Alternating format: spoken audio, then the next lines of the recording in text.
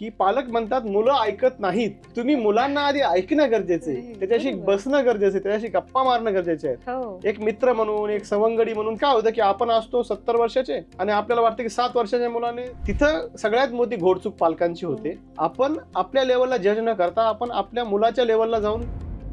प्रत्येक मुलगा मला भेटल्यानंतर रामकृष्ण हरी म्हणतो. इथूनच होते संस्कारांची सुरुवात. संस्कार म्हणजे असं नाहीये की तुम्ही एकदम असं बाजारात गेले आणि 2 किलो संस्कार द्या, 4 किलो संस्कार द्या, असं होत नाही. मुलांना सगळ्यात मोठी गोष्ट काय लागते की त्यांच्या पुढे डोळ्यासमोर एक आदर्श लागतो आणि तो पालकांचा असतो. त्याची आई, त्याचे वडील, त्याचे देव असतात. एक लेवल पर्यंत त्याचे देव असतात. एका रात्रीमध्ये संस्कार होत नाहीत, एका रात्रीमध्ये बदल घडत नाहीये. आज जर एखाद्या मुलाची एक चूक झाली आणि तुम्ही जर म्हटले की नाही ना उद्या त्याला सगळं बंद केलं पाहिजे, तर तसं होत नाही. की जिनी इनडिरेक्टली डिरेक्टली सगळे संस्कार घडवले. आईनी मला माझं मनचं शहाणं बनवलं. प्रत्येक लेकरामध्ये ईश्वराने काही ना काहीतरी चांगलं वाईट दिले. हाताची 5 बोटं जशी सारखी नाहीयेत, तसं प्रत्येक माणसामध्ये.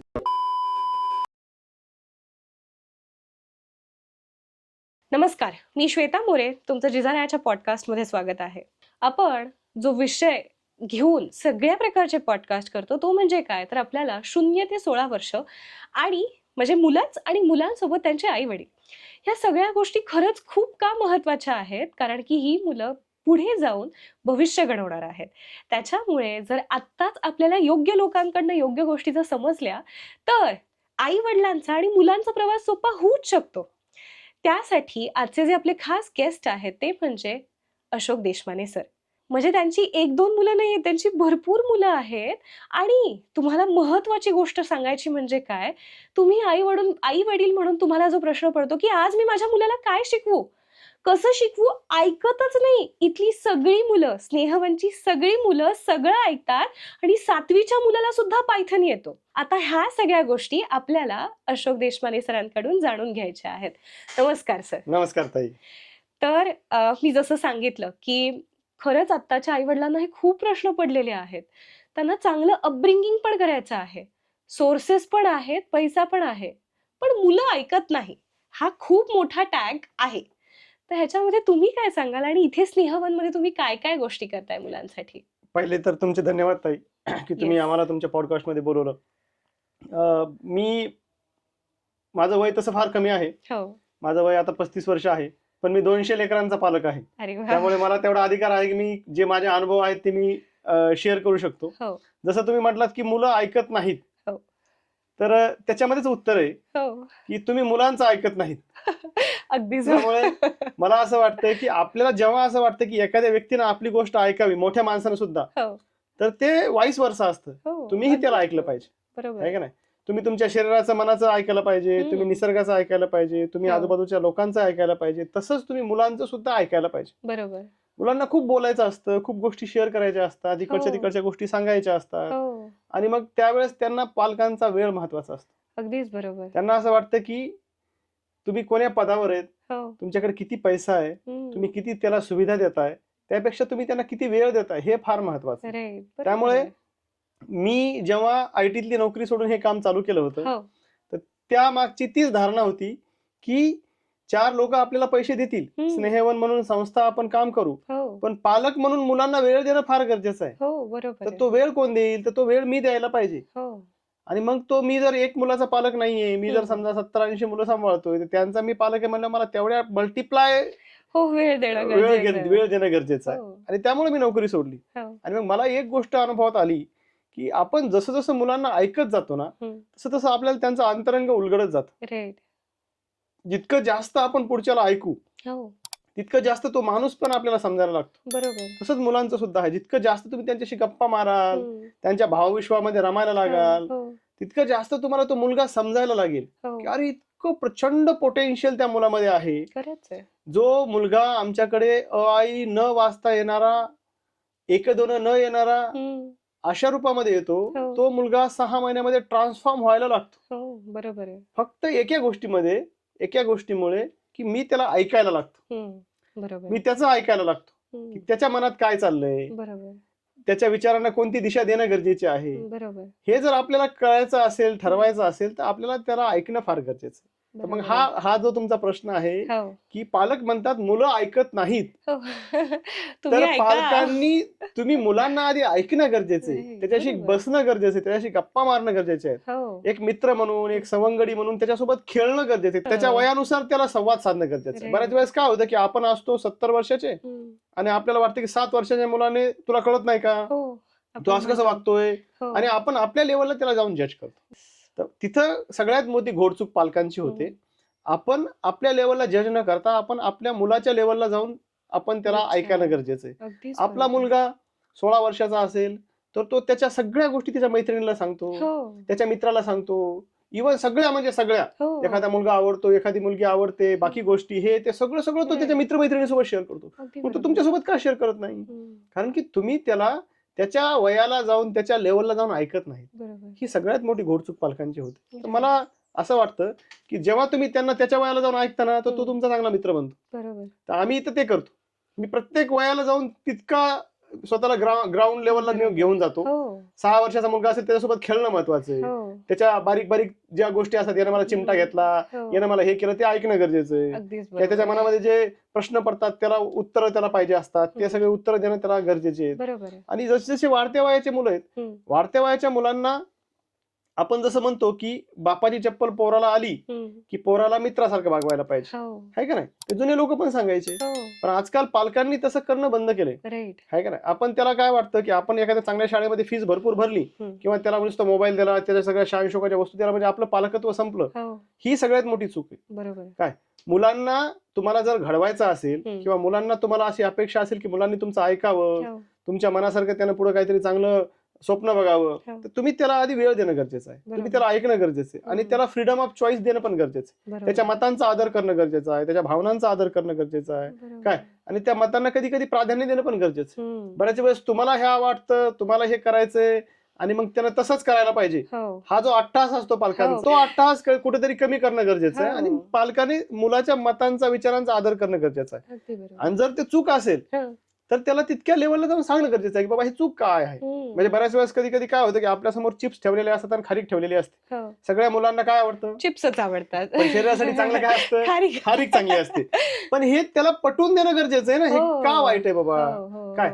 पण तू डायरेक्टच जर म्हणले की हे खायचंच नाहीये, मग तेव्हा मुलांचं काय होतं की जेव्हा तुम्ही एखादी गोष्ट करू नका असं सांगता, मग मला तीच करायची असं त्याचा अट्टहास होतो. त्यामुळे मग तो तुम्हाला एक जो आपण म्हणतो ना की तो एक तुमच्या पालकांचा तिथे तुम्हाला तिथे कस लागतो की तुम्ही त्याला कशा प्रकारे ते समजून सांगता. त्याच्यावर फार गोष्टी अवलंबून आहेत की तुम्ही त्याला मारून मुटकून समजून सांगता की तुम्ही त्याला एक मित्र म्हणून त्या चांगल्या वाईटातला फरक सत्सद विवेक बुद्धीने समजून सांगता. याच्यातून तुमचं पालकत्व कस लागतं, याच्यामधून तुमचं पालकत्व घडत जातं. आणि मग ते मुलांना वेळ द्यायला लागलात की ते पालकत्व ऑटोमॅटिक तुमचंही घडत जातं आणि मुलाचंही घडत जातं. खरंच आहे हे. बघा ना सर, म्हणजे मी स्नेहवनमध्ये आत्ता याची माझी दुसरी वेळ आहे. प्रत्येक मुलगा मला भेटल्यानंतर रामकृष्ण हरी म्हणतो. इथूनच होते संस्कारांची सुरुवात. घरी आई वडील काय म्हणतात, ऐकतच नाही, सॉरीच म्हणत नाही, पायाच पडत नाही. अरे पण म्हणजे माझं मत मी तुम्हाला सांगते की तुम्ही हे शिकवलं नाही. स्नेहवन मधली मुलं, सगळीच मुलं कशी रामकृष्ण हरी म्हणतात, हात जोडतात, म्हणजे नमन करण्यासारखं करतात. तर हा झाला संस्काराचा भाग. तर तो कसा तुम्ही या मुलांमध्ये रुजवला? आता संस्कार म्हणजे असं नाहीये की तुम्ही एकदम असं बाजारात गेले आणि 2 किलो संस्कार द्या, 4 किलो संस्कार द्या, असं होत नाही. मुलांना सगळ्यात मोठी गोष्ट काय लागते की त्यांच्या पुढे डोळ्यासमोर एक आदर्श लागतो. बरोबर. आणि तो पालकांचा असतो. बरोबर. त्याची आई, त्याचे वडील, त्याचे देव असतात. एक लेवल पर्यंत त्याचे देव असतात. कधीपर्यंत? जोपर्यंत त्याला वाटतं की माझे वडील जे बोलतात ते करतात, माझी आई जे बोलते ते करते. आणि जेव्हा त्याला कळायला लागतं की माझे आई वडील बोलतात एक आणि करतात एक, म्हणजे करणी आणि कथनीमध्ये त्या दोघांचा खूप फरक आहे. मग मुलं पण तसं करायला लागतात. आपल्याला वाटतं की मुलं शिकतात, मुलं शिकत नाहीत. मुलांना तुम्ही शिकवू शकत नाहीत. मुलं ऑब्झर्व करतात, आजूबाजूचं वातावरण बघतात. आजूबाजूच्या वातावरणामधून ज्या ज्या गोष्टी त्याला चांगल्या वाईट असतात त्या सगळ्या गोष्टी त्या घ्यायला लागतात. मग त्या शिव्या असतील, संस्कार असतील, सगळं. आता आम्ही इथे काय करतो स्नेहवन मध्ये, मी पालक म्हणून एक गोष्ट ऑब्झर्व केली की मी मुलांना सांगितलं की अरे कोणी पाहुणे आले, मी आलो समोर, सगळ्यांनी नमस्कार करायचा, रामकृष्ण हरी म्हणायचं. त्याच्यातले ठीक आहे, काही आज्ञाधारक होते, मोठे मुलं होते, समंजस होते, ते 10-20% ऐकायला लागले. पण तरी पण मी अनुभव करायला, मी फिरतोय समोर पण हे मला काहीच म्हणत नाहीये. मग मी म्हटलं की अरे मुलं शिकत नाहीत, मुलं ऑब्झर्व करतात. मग मला माझ्या स्वतःमध्ये बदल करणं गरजेचं आहे. मी काय करायला लागलो, जेव्हा जेव्हा मुलं समोर फिरतात त्यांना समोर जाऊन म्हणायचं नमस्कार रामकृष्ण हरी. मग त्याला ते वाटायला लागले की अरे नमस्कार रामकृष्ण हरी म्हणायला पाहिजे. आपले काका पण म्हणतात तर मग मी का म्हणू नये, आपले बाबा पण करतात तर मी काय करू नये, आपली आई पण करते तर मग मी काय करू नये, आहे का नाही. मग मुलं त्या पावलावर चालायला लागतात, बरोबर आहे का नाही. मग त्याच्यातून हळूहळू बदल व्हायला लागला. मग तुम्ही कंटिन्यू 1 महिनाभर केलं, रोज जायचं समोर, कोणी समोर दिसले की नमस्कार रामकृष्ण हरी.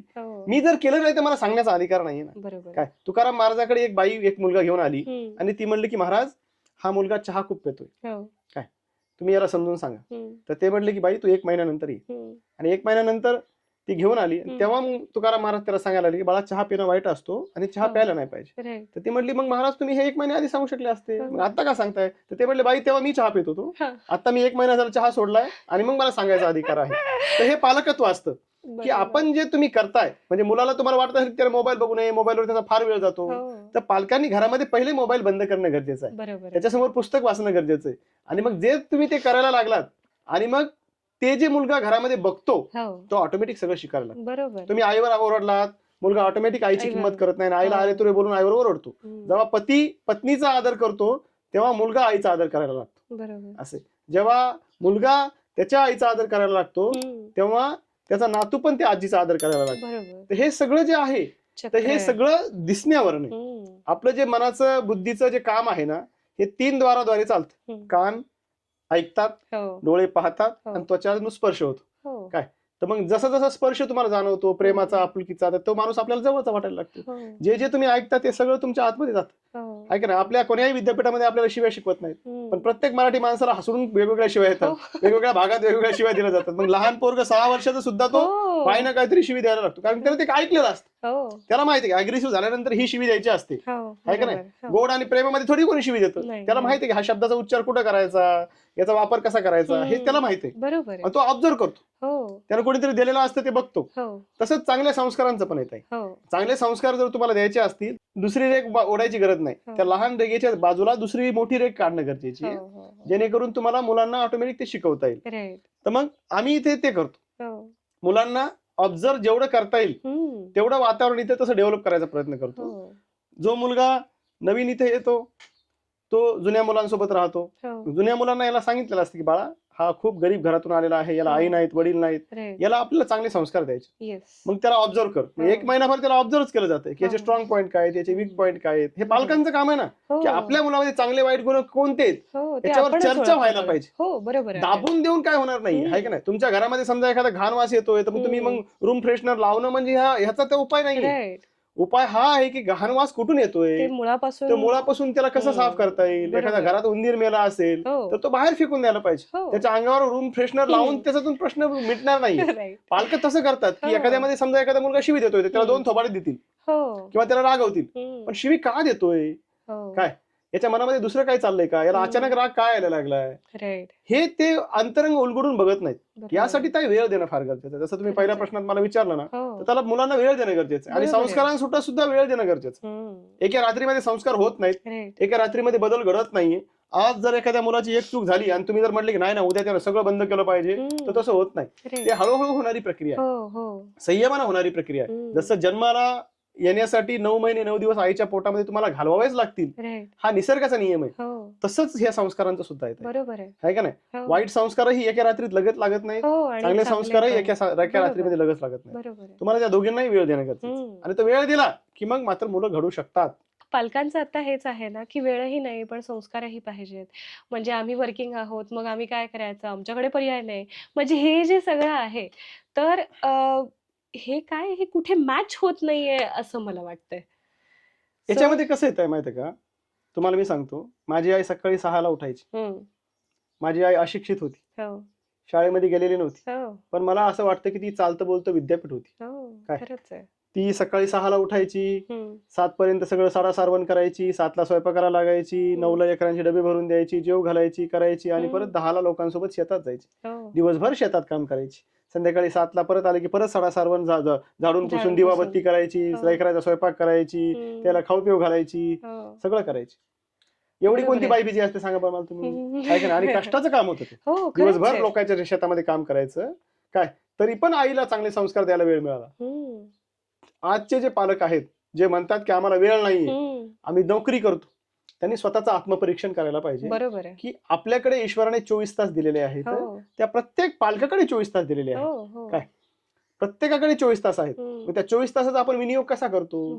तुमच्या मुलाला तुमचे सगळे 24 तास नाही पाहिजेत, आहे का नाही, पण घरी आल्यानंतर जेव्हा तुम्ही ऑफिसमधून घरी येता तेव्हा तुम्ही तुमचा मोबाईल, तुमचं ऑफिस सगळं बाहेर सोडून यायला पाहिजे. बरोबर. काय तुम्ही कोण्या मोठ्या पोस्टवर आहात, तुम्ही IPS आहात का IAS आहात का तुम्ही एखाद्या कंपनीचे CEO आहात का तुम्ही खूप मोठे शिक्षक, काही त्याला घेणं देणं नसतं. बरोबर आहे. मला त्याची एक अपेक्षा असते की माझी आई घरी आल्यानंतर ती माझी असावी, बरोबर, माझे वडील घरी आल्यानंतर ते माझे असावे, आणि घरी आल्यानंतर त्यांनी त्याच्याशी गप्पा मारायला पाहिजे, वेळ द्यायला पाहिजे, दिवसभरात जे काय झालंय त्याच्याकडून ऐकून घ्यायला पाहिजे. आणि मग ऐकून घेतल्यानंतर जेव्हा एखादा मुलगा म्हणतो की यानं मला शिवी दिली, मग मी पण त्याला शिवी दिली, मग तिथे संस्कार सुरू होतात. तुम्ही त्याला सांगू शकता की बाळा दुसऱ्यानं चूक केली म्हणजे आपण चूक करायची गरज नसते, आहे का नाही, पण हे तुम्हाला कधी कळेल जेव्हा तुम्ही त्याच्याशी बोलाल. बरोबर. एकत्र कुटुंब पद्धतीमध्ये जेवण एकत्र होणं गरजेचं.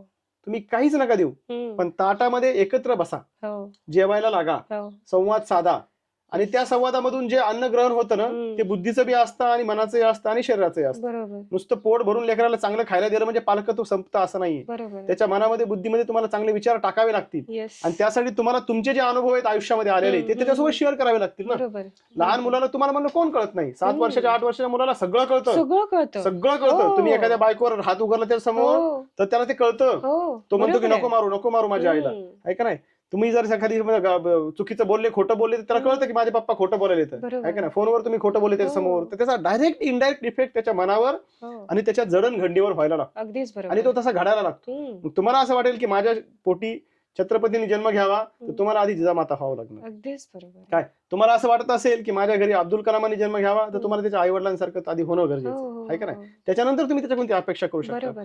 10,000 1 लाखामध्ये एखादा मुलगा घडतो की जो संघर्षाने स्वतःचं आयुष्य उभं करतो, पण बाकीचे सगळे मुलं असतात त्यांना आई वडिलांच्या संस्कारांची, आई वडिलांच्या पालकत्वाची फार गरज असते, आहे का नाही. आणि मी असं म्हणतो की मुलं जे करतात, जिथं जिथं तुम्हाला वाटतं की माझा मुलगा बिघडलाय त्याला 100% पालकच कारणीभूत असतात. बरोबर आहे, 100%. येस, खरंच आहे. तुम्ही त्याला दोषच देऊ शकत नाही. हा मोबाईल शिवाय जेवू शकत नाही अशा म्हणणाऱ्या निम्म्या बाया आहेत. दिलेला आहे आपण.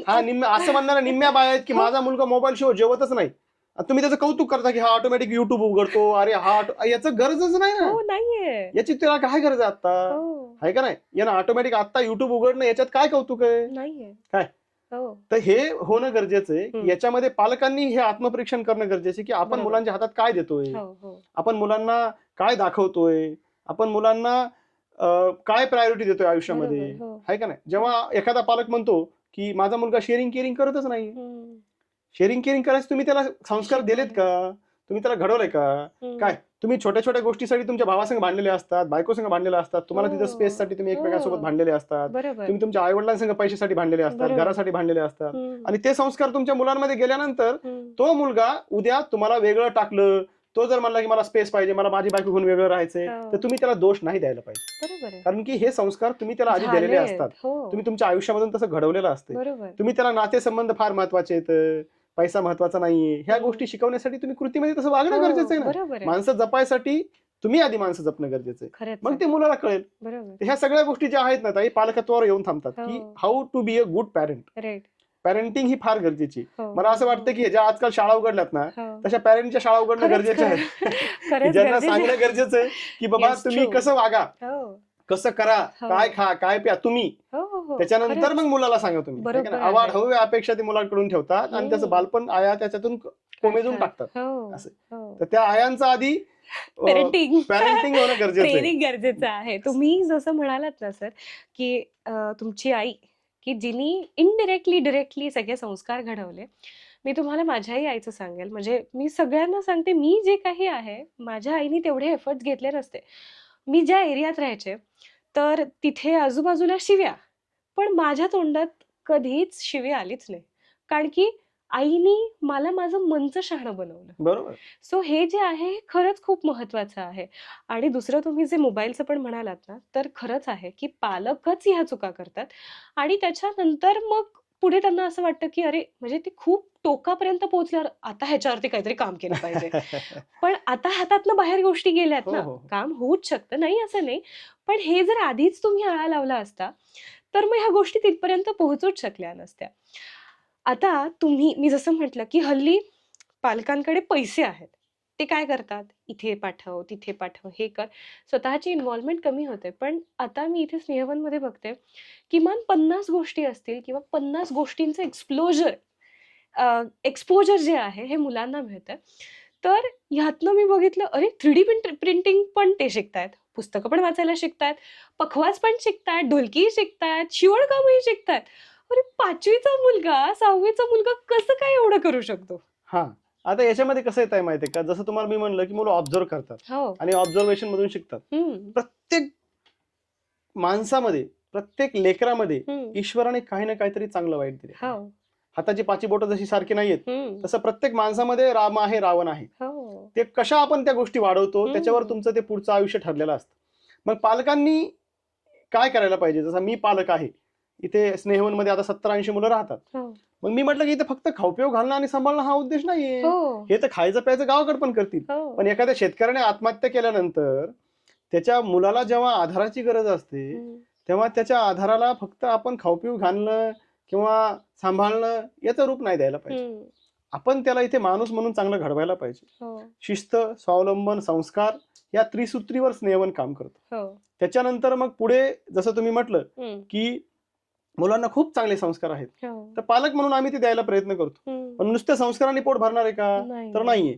मग त्यांना आयुष्यात काहीतरी बनायला पाहिजे, हो. आयुष्यात काहीतरी त्यांना निर्माण करायला पाहिजे. आणि तुम्हाला मी सांगतो ताई, मी एक अनुभवलं की देव जो असतो ना, पांडुरंग आम्ही ज्याला म्हणतो, तो पांडुरंग गरीब आणि श्रीमंत बघून तुमच्या बुद्धीची किंवा तुमच्या विचारांची जडणघडण करत नाही.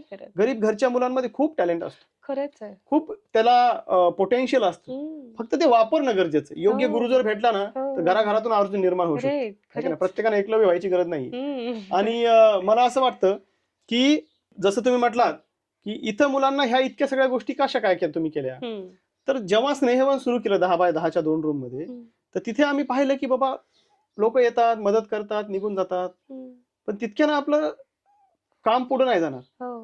ह्या मुलाला कोणाला तरी गाणं चांगलं जमतंय, ह्या मुलाला काहीतरी उलट्या उड्या मारतो, हा याला कोणी शिक्षण दिलेलं नाहीये, हा काहीतरी छान पेंटिंग कलाकुसर करतो काय, आणि मग शाळामध्ये गेले की शाळेमध्ये म्हणायचे अरे याला वाचताच येत नाहीये, याला गणितच जमत नाहीये, याला इंग्लिशच जमत नाहीये. आणि मग आपण बाकीच्या लेकरांच्या कंपॅरिझन मध्ये आपल्या लेकरांना जज करायला लागतो की अरे त्याला इतकी चांगली फास्ट इंग्लिश बोलता येते, तुला कसं काय येत नाहीये, अरे त्याला इतकं चांगलं मॅथ जमतंय, तुला कसं काय येत नाहीये, हा अरे इतका चांगला तो हे करतो, तुला कसं काय होत नाहीये, हा फारच मंद आहे, हा फारच स्लो आहे, हा फारच लाजाळू आहे. आणि मग त्याला असं आपण खचून टाकण्याचा प्रयत्न करतो. आणि त्याच्यामध्ये जे समजा चांगलं ईश्वराने जे दिलेलं पोटेन्शियल आहे ते हळूहळू हरपायला लागतं किंवा ते दबायला लागतं. आणि त्याला ती एक प्रकारची भीती निर्माण होते की अरे नाही मग मी जर गाणं म्हटलं तर माझं चुकलं तर कसं होईल, मग मला लोक हसतील, मग कोणीतरी काहीतरी नाव ठेवेल, आणि मग नाही माझ्यामध्ये ते मला जमणारच नाही, आणि मग ते एक निगेटिव्ह माइंडसेट डेव्हलप व्हायला लागतं. इथे आम्ही तसं करत नाही. इथे आम्ही प्रचंड पॉझिटिव्ह प्रमाणामध्ये मुलांसोबत वागतो. बरोबर, की मी म्हणतो की हे बघ, 6वी-7वीचा मुलगा जेव्हा एखाद्या जिल्हा परिषद शाळेतून गावातून माझ्याकडे इथे येतो, त्याला एक तर मानसिक आधाराची गरज असते, वडिलांनी आत्महत्या केलेली असते, त्याला तो मानसिक आधार आम्ही देतो. 2-4 महिन्यानंतर तो मानसिकपणा चांगला सक्षम व्हायला लागला की मला कळतं की आता याला चांगलं शारीरिक जेवण, व्यायाम करणं गरजेचं आहे. तर शारीरिक, मानसिक आणि बौद्धिक ह्या 3 विकासावर कसं काम करता येईल ह्यासाठी आम्ही इथे प्रयत्न करतो.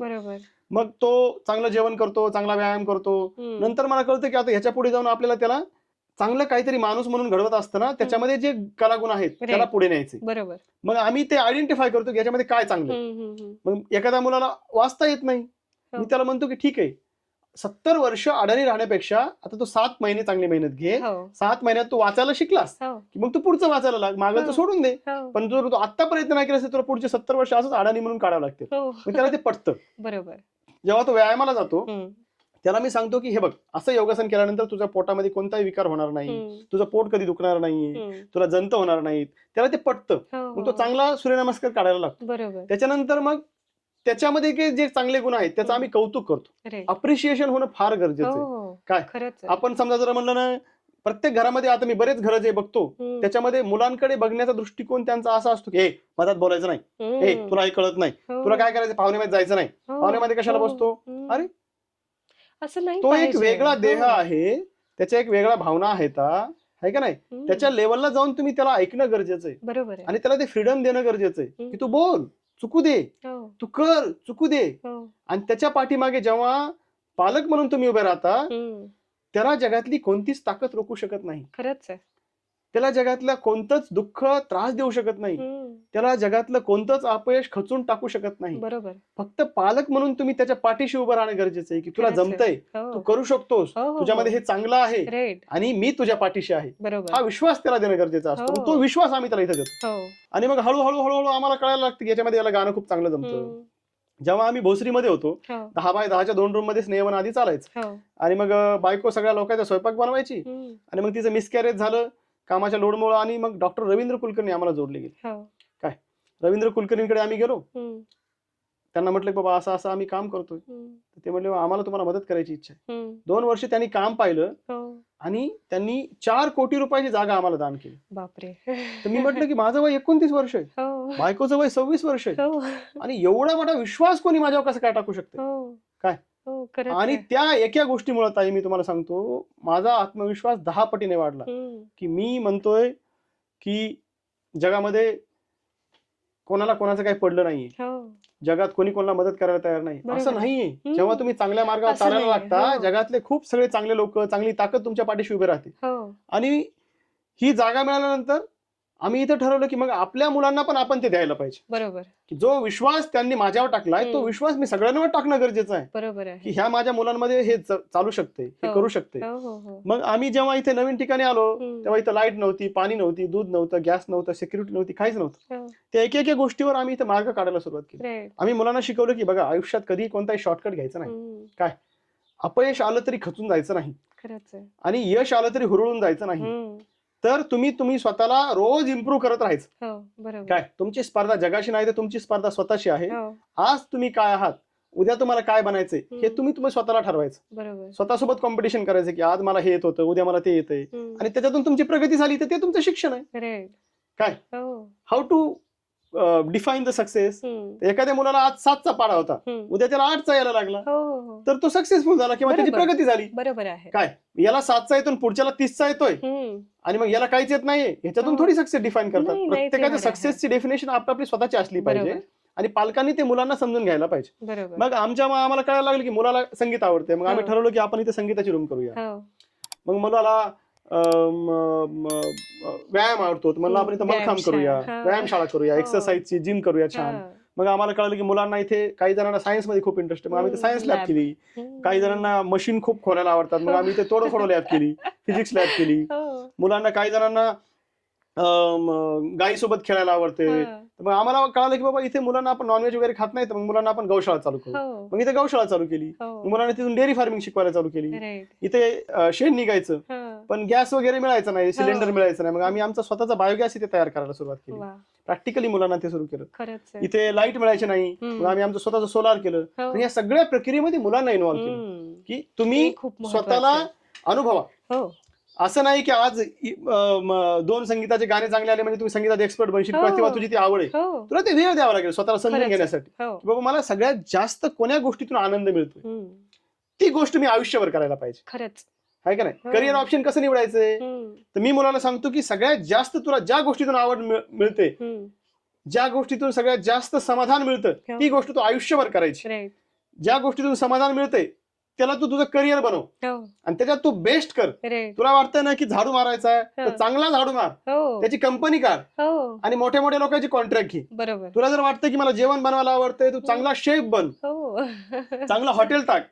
काय तुला जर वाटतं की मला गायीसोबत राहायला आवडतं तर चांगली डेअरी टाक, लोकांना शुद्ध अन्न दे, त्याच्यातून पैसा कमव, नाव कमव.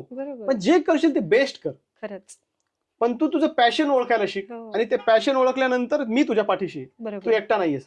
असं मग आमच्या मुलांना ज्याला नर्सिंग आवडते आम्ही त्याला नर्सिंगला पाठवलं, ज्याला हॉटेल मॅनेजमेंट आवडते त्याला आम्ही हॉटेल मॅनेजमेंटला पाठवलं, ज्याला संगीत आवडतं आम्ही त्याला संगीतामध्ये पुढे पाठवलं. आमच्याकडचे काही मुलं आता कीर्तनकार बनतायत. आमच्याकडचे काही मुलं आता BCA ला गेली, काही मुलं MPSC UPSC करतायत, काही मुलं शेतीचं चांगलं ज्ञान घेत आहेत. मग आम्हाला कळालं की शेतकऱ्यांच्या पोरांना आपण नुसतं नोकरीच्या दृष्टिकोनातून शिक्षण नाही द्यायला पाहिजे. बरोबर आहे. तर मग आपण मुलांना त्याच्या आवडीनुसार शिक्षण द्यायला पाहिजे किंवा त्याला आपण पुढं स्वतःचा स्टार्टअप कसं करता येईल, स्वतःचा business बिझनेस कसा कसा सुरू करता करता येईल, येईल. त्याच्यासाठी Yes. आपण शिक्षण द्यायला पाहिजे. मग अगदीच आम्ही ते बरोबर. स्किल डेव्हलपमेंट सेंटर सुरू केलं, Yes. की तुला मराठी इंग्लिश वाचता येत नाही ना, नको हो, काळजी करू, हो. ह्याच्यातून तुला कोणती मशीन चांगली चालवायला जमते ती बघ. बरोबर. मग त्याला चिप्स कसे बनवायचे, पापड कसे हो. बनवायचे, तेल कसं काढायचं, डाळ कशी हम्म. बनवायची, ह्या मशीन्स आम्ही इथे घेतल्या. हो. मशरूम शेती शिकवायला सुरुवात केली. 8वी 9वीचा मुलगा ताई मशरूम बनवतो, अरे वा. 7वी 8वीचा मुलगा दूध काढतो, खरंच आहे. गायीचे रोग ओळखतो. हो. काय मग आम्ही इथं प्रॅक्टिकली सगळ्या गोष्टी शिकवायला सुरुवात केली. बरोबर. बऱ्याच वेळेस काय होतं, आपण म्हणतो की 100 बका आणि 1 लिखा, म्हणजे 10 वेळेस तुम्ही एखादी गोष्ट बोलली हो. आणि एकदाच लिहिली तरी लक्षात राहते. हो. म्हणजे याचा अर्थ काय की तुम्ही प्रॅक्टिकली जर ती केली केलं तर तर ती ते जास्त होऊ लक्षात शकणार राहते. आहे. अगदीच तर बरोबर. मग मला असं वाटतं की पॅरेंटिंग सुद्धा प्रॅक्टिकल व्हायला पाहिजे हो. आणि मुलांना एज्युकेशन सुद्धा प्रॅक्टिकली द्यायला पाहिजे. खरंच. काय झाडं लावा रे छोटेसे बहीण भाऊ उद्याला मोठाले होऊ, असं कसं होईल, आहे का नाही? बहीण भाऊ मोठाले होतील हो. पण झाडं लावलेत नाही तर मोठे कसे होतील, बरोबर आहे का नाही? आणि गोडपाळे खरंच कसे आहे. जगणार आपण? हो. तर ते झाडं लावायला शिकवणं गरजेचं आहे, खरंच त्याचं आहे. संवर्धन करणं गरजेचं आहे. आणि हो. त्याच्यातून मग जे प्रॅक्टिकली संदेश त्यांच्या आयुष्यामध्ये जाईल तो लाईफस्टाईलचा भाग होणं गरजेचं आहे. बरोबर आहे. की आजच झाडं लावले मग 2 वर्ष काहीच नाही केलं हा, असं पाणीच नाही. नाही घातलं असं कसं होणार आहे? नाहीच ते होऊ रोज शकत करणं आहे. गरजेचं आहे, हा, सातत्य खरंच आहे. असणं गरजेचं आहे. खरंच आहे. पालकत्वामध्ये बी मी आता मग Consistency. 2 दिवस झाले त्याच्याशी फार चांगलं बोलते, नाही तरी नाही पण तो सुधरत नाहीये. हो. अरे 2 दिवसात 4 दिवसात 8 दिवसात होणारी प्रक्रिया नाहीये. अजिबात नाही. खरंच तर नाही. त्यासाठी सातत्यपूर्ण प्रयत्न हो, करणं गरजेचे आहे. हो. जोपर्यंत यश मिळत नाही तोपर्यंत बरोबर एखादा आहे. युपीएससी मुलगा करतो तो हम्म. कधीपर्यंत अभ्यास करतो, की जोपर्यंत त्याचा निकाल लागत नाही तोपर्यंत, तोपर्यंत आहे का नाही? मग त्याला करतो. 2 वर्ष 5 वर्ष सगळी बरोबर. तशी तयारी पाहिजे बरोबर. कोणत्याही गोष्टीमध्ये. मग आम्ही हम्म. मुलाला म्हणतो की तू वेळ द्यायला शिक, खरंच आहे. स्वतःला वेळ दे, हो. आहे का नाही? यश मिळवण्यासाठी तुला वेळ लागेल, बरोबर तसंच मग पॅरेंटिंग साठीही वेळ लागेल. खरंच तुम्ही वेळ द्या, त्याच्यातून रिझल्ट नक्की येतील. येस. सर तुमच्याकडनं म्हणजे मला जे सगळ्या गोष्टी समजतायत किंवा खरंच ज्या प्रकारे तुम्ही केलेलं आहे, मला एक शेवटचा प्रश्न तुम्हाला विचारायचा आहे. तो म्हणजे काय, की तुमच्या मनात ही जी भावना आहे, तुम्ही आयटीत काम करत होता, चांगली सॅलरीही होती. पण हेच करायचं आणि मुलांसाठीच करायचं. मोठ्या माणसांसाठी पण करूच शकला हो असतात हो की हो तुम्ही. हो. मुलांसाठीच करायचं हे कुठून आलं? मी तुम्हाला खरं सांगू का ताई, आपण जेव्हा म्हणतो भारत माझा देश आहे, सारे भारतीय माझे बांधव आहे, हम्म. तर आपण म्हणतो भारत माझा देश आहे, हो. भारत आपला देश आहे म्हणत नाही. नाही मग बरोबर ती आहे. राष्ट्रभक्ती लहानपणापासून आपल्या प्रत्येकाच्या मनात रुजवलेली असते. हो हो पण हो. जसजसं आपल्याला नोकरी लागते, हो. मग तो कुटुंब माझा देश आहे, मग हो. लग्न झालं की मग बायकोच माझा देश आहे, लोक त्याच्यात बिझी होऊन जातात. हो, खरंच आहे. तर माझ्या आयुष्यामध्ये तसं नाही झालं. हो. मला असं वाटतं की तुमच्या हातून काही जर कार्य घडत असेल हम्म. तर तुम्ही स्वतःला भाग्यवान समजायला पाहिजे की पांडुरंगाने आहे. तुम्हाला त्यासाठी निवडलं. बरोबर. नाही तर 2 BHK फ्लॅटचं लोन फेडण्यामध्ये माझं अख्खं आयुष्य गेलं असतं. हम्म. तर मला असं वाटतं की पांडुरंगाने मला निवडलं हे माझं भाग्य आहे. एक गोष्ट मी खूप शिकलो हम्म. की जगामध्ये जर परिवर्तन आणायचं असेल हम्म. किंवा कोणत्याही गोष्टीमध्ये जर तुम्हाला परिवर्तन आणायचं असेल हो. तर शिक्षणच एक माध्यम आहे. खरंच आहे. काय? हो. कोणतंही. खरंच आहे. शिक्षणच एक असं माध्यम आहे की हो. ते तुमचं जात धर्म पंथ संप्रदाय उच्च नीच गरीब श्रीमंत काळा गोरा हे सगळे भेदभाव तोडून हम्म. माणूस म्हणून तुम्हाला चांगलं बनवायला, हो. माणूस म्हणून तुम्हाला चांगलं जगायला जर काय शिकवत असेल तर ते शिक्षण आहे. खरंच आहे. तर शिक्षणाच्या व्याख्या प्रत्येकाने वेगवेगळ्या करून टाकल्यात. हम्म. आपल्याकडे आपण मुलाला फक्त पोटावरती शिक्षण देतो हो. की पोट कसं भरायचंय, हो. लवकर नोकरी कशी लागली पाहिजे, Right. माणूस म्हणून तो किती चांगला घडतोय, त्याची गुणवत्ता वाढते का नाही, हो. त्याच्या आयुष्यामध्ये परिवर्तन होतंय का नाही, हम्म. त्याचे विचार प्रगल्भ होतायत का नाही, हो. तर हे कोणी शिकवत नाही. हम्म. तर मग मी लहानपणापासून एक गोष्ट शिकलो की आपल्या अनुभवातून आपल्याला निसर्ग हे सगळं शिकवत असतो. हम्म. आपल्या अनुभवातून निसर्ग आपल्याला शिकवत असतो, पण हो. आपल्याला फक्त निसर्गाचं ऐकायला पाहिजे. बरोबर. मी निसर्गाचं ऐकत गेलो, हम्म. मी अंतर्मनाचा आवाज ऐकत गेलो की मला माझ्या अंतर्मनामध्ये एक पोकळी निर्माण व्हायला लागली होती हम्म. की मी जेव्हा आयटी मध्ये नोकरीला जायचो तेव्हा बघायचो की 10,000-20,000साठी आपल्या गावामध्ये लोक आत्महत्या करतात, हो. पण इथं लोक 10,000-20,000 एका रात्रीमध्ये उडवणार आहेत. हो. 50,000-50,000 1-1 लाख पगार महिन्यामध्ये लोकांना पुरत नाही हो. आणि सगळा चंगळवाद चालू. हम्म. भौतिक आनंदामध्ये लोक इतके गुरफटून गेलेत आणि रोज नवीन आनंद शोधतायत खरंच आहे. की आज याच्यातून आनंद भेटेल, उद्या त्याच्यातून आनंद भेटेल, आणि मग ते इतके हरवून जातात हम्म. की 70व्या वर्षी लोकांना कळत नाही की आपल्या हातामध्ये काहीच नाही. जे आयुष्य ईश्वराने तुम्हाला दिलं होतं हम्म. त्या आयुष्याचा काहीतरी उद्देश होता, बरोबर. त्या आयुष्याचा काहीतरी अर्थ होता. हम्म. तो अर्थ तुम्ही समजूनच नाही घेतला. का जगायचंय ही गोष्ट तुम्ही आयुष्यभर कधी समजून नाही घेतली. हम्म. कसं जगायचं हे तुम्ही फार ठरवलं बरोबर. की मला असं जगायचंय, मला ते पाहिजे, मला हे पाहिजे, पण का जगायचंय? हम्म. तुम्ही आज 40चे आहात, हम्म. कधीतरी 20चे होता, कधीतरी हो, 10चे होता. हो. आज 40चे आहात तर उद्या 60चे होणार आहेत हो. आणि 70चे होणार आहेत. हम्म. फार टेम्पररी गोष्टी सगळ्या. हो. तुमचं पद पैसा प्रतिष्ठा हे सगळं नश्वर आहे खरंच आहे. आणि हे सगळं संपणार आहे. हम्म. तुम्ही जर जागृत अवस्थेमध्ये जगायला लागलात हम्म. तर प्रत्येक दिवस तुमचा वाढदिवस साजरा होईल. प्रत्येक दिवस तुमचा आनंदात जाईल, प्रत्येक दिवस तुम्हाला भरभरून जगता येईल, समाधानाने जगता येईल. आणि मग त्यामुळे मी हे सगळं शोधत होतो. ही घुसमट माझ्या मनामध्ये चालू होती की मी IT मध्ये नोकरी करतोय, पण माझ्या गावामध्ये कोणीतरी आत्महत्या करतायत, लेकरांचे शिक्षण थांबतायत. तुम्ही जसं म्हटलात की मोठ्या लोकांसाठी काम का नाही चालू केलं? मी वृद्धाश्रमही काढू शकलो असतो, पण त्याला भविष्य नाही ना काही. त्यांना खाऊपिऊ घालणं, सांभाळणं हे चांगली गोष्ट आहे, खूप महत्वाचं आहे, पण त्याला काय भविष्य आहे? मला असं वाटायचं की ह्या लेकरांमध्ये देशाचं भविष्य आहे, समाजाचं भविष्य आहे. समाज, सदृढ समाज आपल्याला निर्माण करायचा असेल तर चांगले तरुण व्हायला पाहिजे. मी स्वामी विवेकानंदांना म्हणायचो, स्वामी विवेकानंद म्हणायचे की तुम्ही 100 तरुण द्या, मी देश बदलून दाखवेल. आज हजारो लाखो तरुण आहेत काय, पण समाजामध्ये नकारात्मकता वाढत चाललीये, व्यसन वाढत चालले, तर काय? त्यासाठी मला असं वाटायचं की आपण चांगले तरुण समाजाला देणं गरजेचे, देशाला देणं गरजेचे, ज्याच्यामध्ये त्याग, सेवा, समर्पण असेल, त्याला हा समाज, देश आपला वाटेल आणि तो पुढे समाज देशासाठी काम करेल. म्हणून मग मी शिक्षण हा विषय निवडला की आपल्याला आत्महत्याग्रस्त शेतकऱ्यांच्या मुलांना काम करायचंय, त्यांना मुख्य प्रवाहात आणायचंय, त्यांना चांगलं शिक्षण द्यायचंय. आणि मग तिथून स्नेहवनची सुरुवात झाली. स्नेहवनची सुरुवात झाल्यानंतर मला एक कळालं की आपण जेव्हा काम करत असतो तेव्हा मुलांमध्ये राहणं गरजेचं. नुसतं फक्त सांभाळतोय, संस्था चालवतोय असं नाही. त्यामुळे मग आम्ही पूर्ण वेळ मुलांमध्ये राहतो. लग्न अगोदरच मी बायकोला सांगितलं होतं की आयुष्यभर कोणतीही तक्रार नाही करायची, ह्या टीव लग्न करावं लागेल. 19व्या वर्षी तिने मला स्वीकारलं, मी तेव्हा 25चा होतो आणि 5 दिवसात आमचं लग्न झालं. सोमवारी मुलगी बघितली, शुक्रवारी लग्न झालं. आणि लग्न झाल्यानंतर आज आम्ही दोघंही मुलांमध्ये राहतो, मुलांमध्ये खातो. एक कुटुंब आहे आमचं सगळ्यांचं. माझी स्वतःची मुलगीही आम्ही गव्हर्नमेंट स्कूलमध्ये शिकवतो. मला असं वाटतं की जर आपल्याला जगाला काही सांगायचं असेल तर ते आपण आधी स्वतः जगणं गरजेचं आहे. त्यामुळे आम्ही आमच्या मुलीला गव्हर्नमेंट स्कूलमध्ये शिकवतो. काय, आम्हाला गव्हर्नमेंटवर विश्वास आहे, मराठी शाळांवर आमचा विश्वास आहे. मी मराठी शाळेमध्ये शिकलो आणि मग त्याच्या माध्यमातून मुलं चांगले घडली जातील, आहे का नाही? मग इथलची जी यंत्रणा आहे ती सगळी यंत्रणा मुलं सांभाळतात. त्यांना सगळ्या गोष्टीचं फ्रीडम दिलेलं आहे की फक्त संस्था माझी आहे, मी चालू केली, हे तिला कुठेही भावना नसते. तर मुलाला store department, kitchen department, finance पासून तर ऍडमिनिस्ट्रेशन पर्यंत सगळ्या गोष्टी मुलांच्या हातात दिलेल्या आहेत. प्रत्येक गोष्टीचा एक एक लीडर आहे आणि ते सगळं मुलं एकमेकांकडून करून घेतात. तर हे सगळं असं स्नेहवनचं कुटुंब आहे असं. खरंच म्हणजे मी मागच्या रविवारी जे आले आणि आज जे आले, मला असं वाटतं मी दर रविवारी खरंच यावं. माहिती म्हणजे मला इतकं छान वाटतं इथे आल्यावर, किंवा आपण जे म्हणतो ना की मनाची शांती, की ही छान आहे, ही मुलं छान आहेत, हे सगळं छान आहे आणि खूप पॉझिटिव्ह आहे. इथल्या प्रत्येक मुलात लिडरशिप आहे, प्रत्येक मुलात कॉन्फिडन्स आहे आणि जो एवढ्या कमी वयात आलेला आहे. म्हणजे ह्या ठिकाणी तुम्ही ज्या प्रकारचं अपब्रिंगिंग करताय मुलांचं, ते खरंच खूप म्हणजे ह्याला काही शब्दच नाही आहेत. आणि मी आज इथून जाताना हेच घेऊन जाणार आहे की मलाही जितकं शक्य होईल तितकं, म्हणजे मीही गेले 10 वर्ष शिक्षण क्षेत्रातच काम करते आणि शिक्षणासारखं सुख नाही हे मीही जाणलेलं आहे आणि मला हे आयुष्यभर करत राहायचं आहे. आणि तुम्ही त्याच्यासाठी, स्नेहवन त्याच्यासाठी खूप मोठं इन्स्पिरेशन आहात.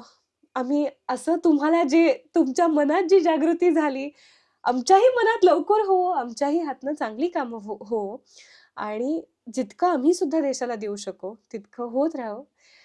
तुमच्याशी बोलून खरंच खूप छान वाटलं आणि पालकांना सुद्धा यातनं बऱ्याच गोष्टी कळतील. आणि मी आशा करते की प्रत्येक पालकांनी स्नेहवनला नक्की भेट द्यावी, की जेणेकरून त्यांना कळेल की काय प्रकारचं चालू आहे इथे. म्हणजे इथे आल्याशिवाय तुम्हाला नाही काय कळू, ना व्हिडिओज मधनं, ना रील्स मधनं, ना कशातनं. तुम्ही ह्याचा ऍक्च्युअल एक्सपिरियन्स घेतला पाहिजे. त्याच्यामुळे मी तेच की सगळ्या पालकांना सांगू इच्छिते, नक्की तुम्ही स्नेहवन ला भेट द्या. पुणे मुंबईपासून काही लांब नाही आहे. तर इथली मुलं बघा आणि त्याच्यानंतर तुम्ही तुमच्या मुलांसाठी काय करू शकता याचं तुम्हाला असं उघड चित्र दिसेल. So thank you so much sir. मनपूर्वक आभार, तुम्ही धन्यवाद. तुमचा वेळ काढलात आणि जो जिजारायासाठी दिलात, तर खरंच मी तुमची आभारी आहे. मनपूर्वक आभार. थँक्यू. रामकृष्ण हरी.